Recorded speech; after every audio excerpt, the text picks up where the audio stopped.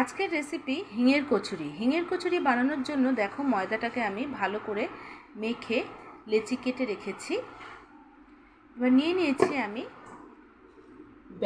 বেসনের মধ্যে সামান্য নুন দিয়ে দিয়েছি। এবার দিয়ে দেব সামান্য হিং দিয়ে ভালো করে আমি এটাকে মেখে নেব। মেখে জল দিয়ে একটা ডো বানিয়ে নেব। দেখো ডো তৈরি করে নিয়েছি।